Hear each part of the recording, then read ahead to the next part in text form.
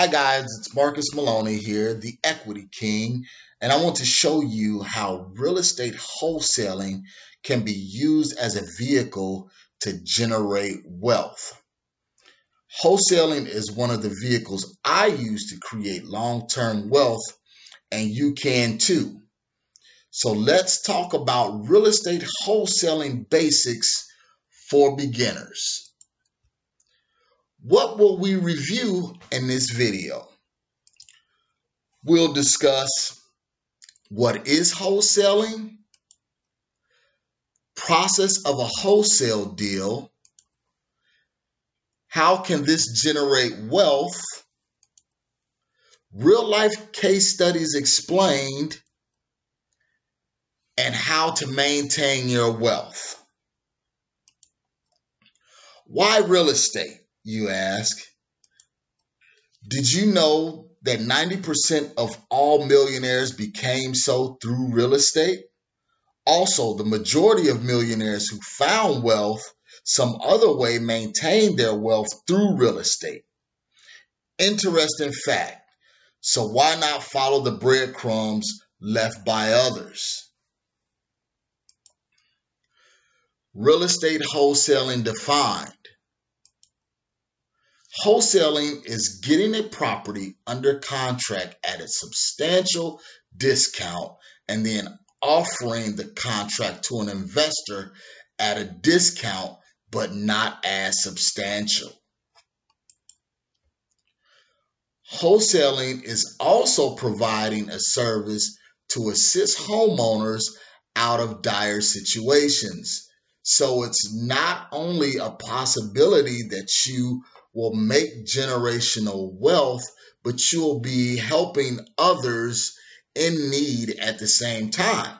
So it's a win-win, and I'll show you later on in this video how it can be a win-win for not only you, but two others that's associated with the transaction.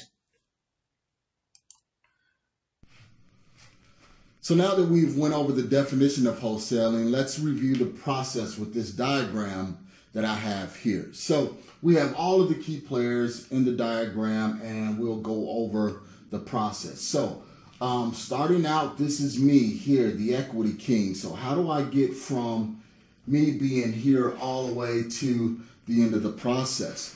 So the first thing that I have to do, I have to start marketing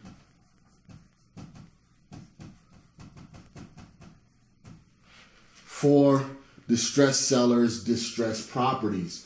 There are numerous ways that I can do this. This is via online marketing, such as Facebook, Craigslist, Pinterest, other type of forms, SEO, web pages, squeeze pages. And then there's off marketing. So let's put on here online marketing and offline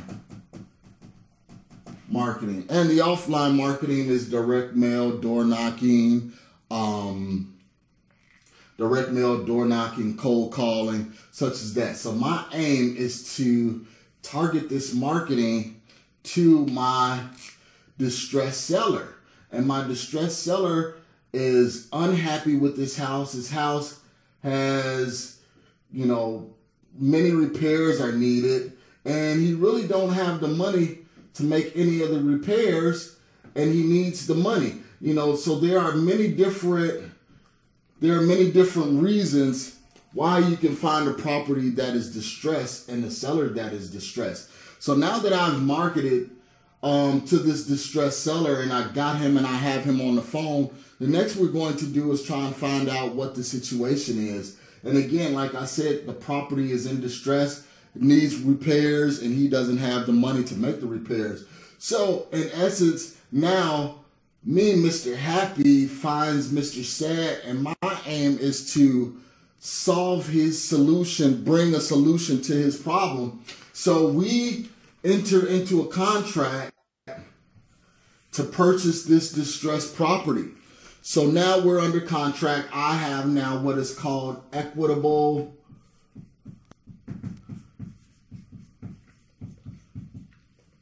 interest in the property, and I believe that should be an I. Either way. Now I have equitable interest in the property. So now I turn the marketing back on, and this marketing is geared towards finding a buyer to buy this contract, or basically take over my responsibility in this contract. So the same way I marketed for the distressed seller, I can market for the investor. So, and that can be done via online and offline. So now I found a seller, I found a buyer, Mr. Investor raises his hand. He wants the deal. So I contracted the property, let's say for $50,000. And I marketed the same contract for $65,000. And Mr. Investor raises his hand here and he say, hey, I'll buy that contract, or I'll buy that property for $65,000. So, and this can be done very simple. So now we're at closing, and what we're going to do, we're going to either assign this contract, or we're going to double escrow. So let's write this down. We're either going to assign the contract or double escrow.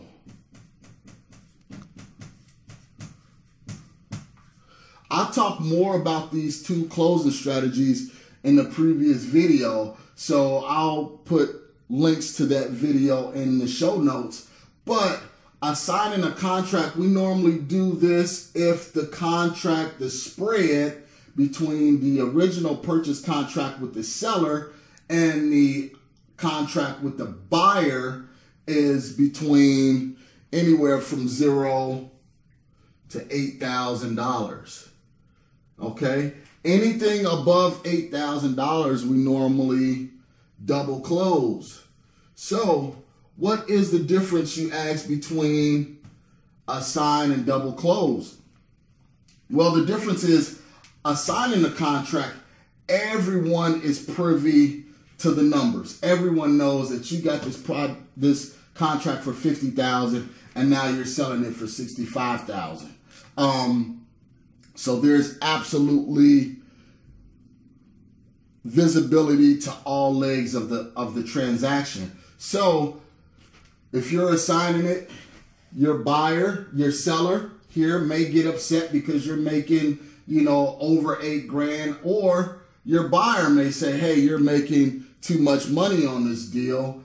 I'm not going to do the deal. So that's the reason why you go to double escrow. So you have a transaction A to B, which is the equity king with the distressed seller, and then you have B to C, which is equity king with the investor. So this way, everything is not visible during the transaction. So the only person that is privy to the numbers is you and your escrow officer. So at the end of the day, once the transaction is completed, you have 3 happy parties. And this is one thing that I want you to focus on. It's not just the money that I want you to focus on, but if you look through this transaction, your distressed seller, he's now happy because he don't have the problem of dealing with the property.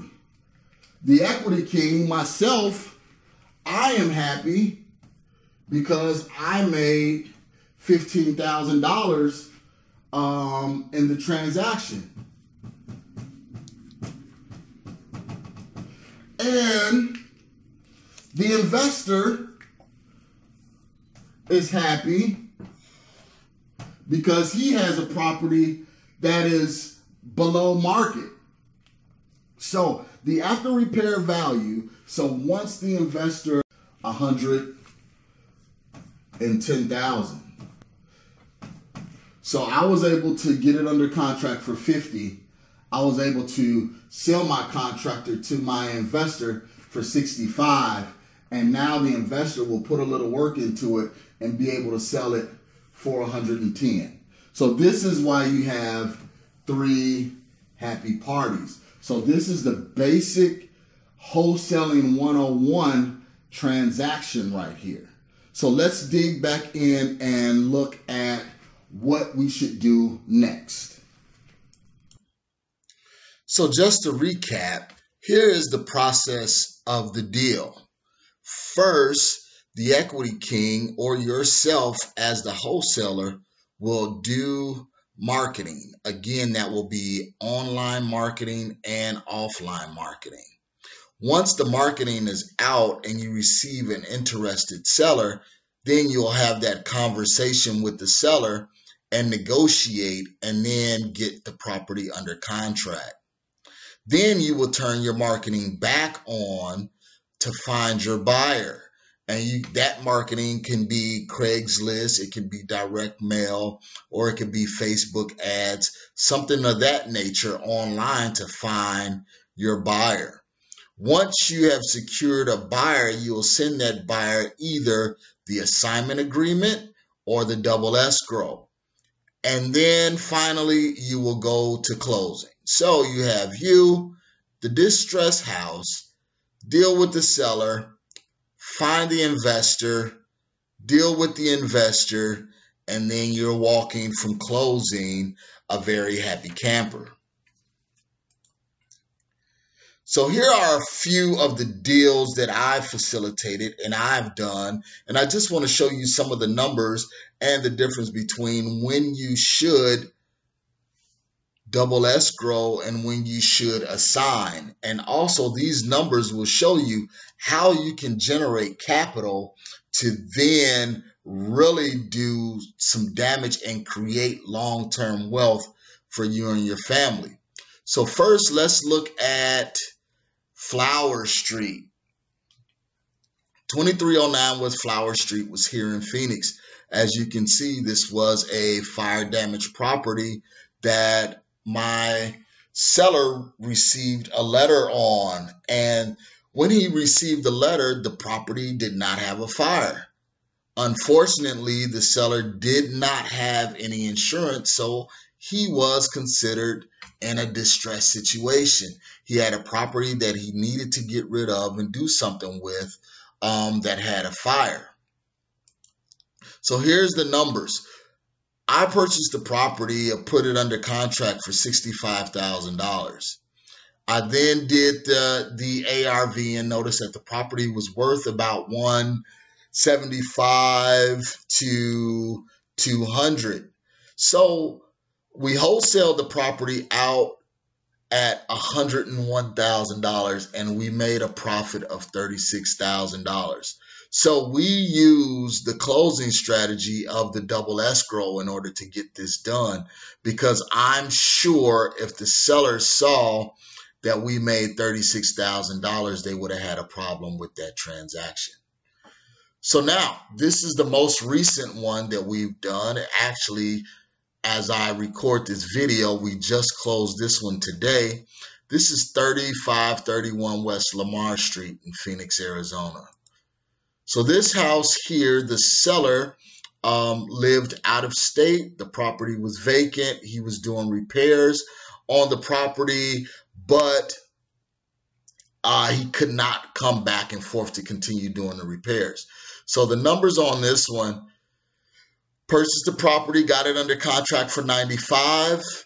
We found a buyer that was willing to pay $125,000 for it. So there was a wholesale profit of $40,000. I'm sorry, that was $135,000, not $125,000. And it was a profit of $40,000. So we double escrowed this transaction as well. Very close, very similar numbers to Flower Street.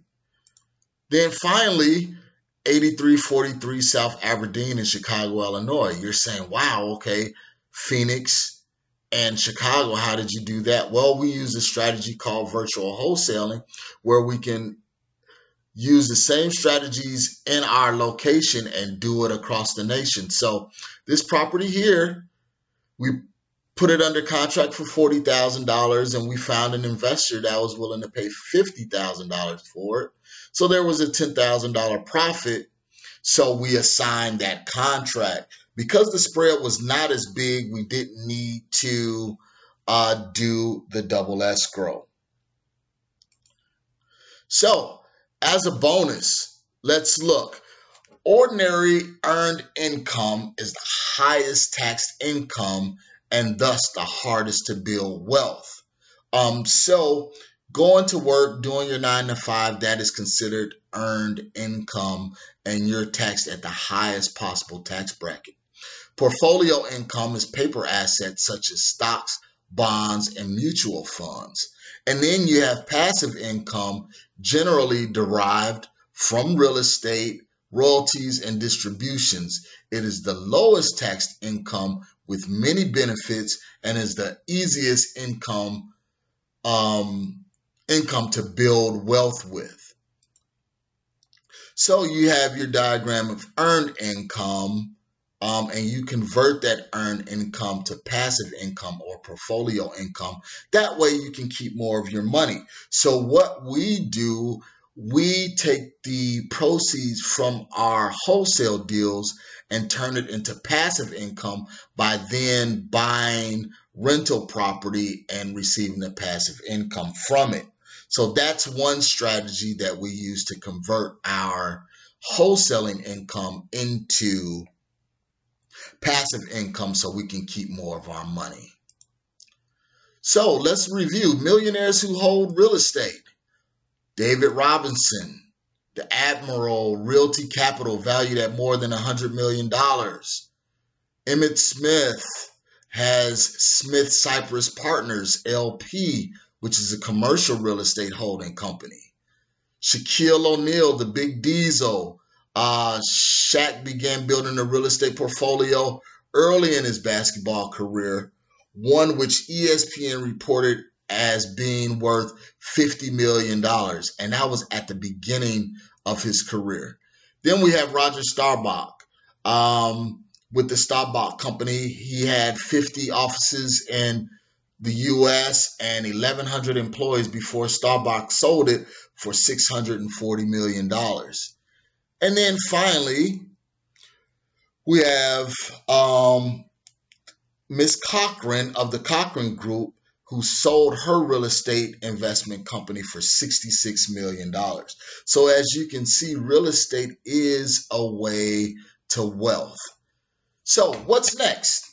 If you enjoyed this free training, please leave a comment below and visit equityrealestateblog.com to get more interesting videos, more information on real estate wholesaling and how to convert that real estate income into passive income.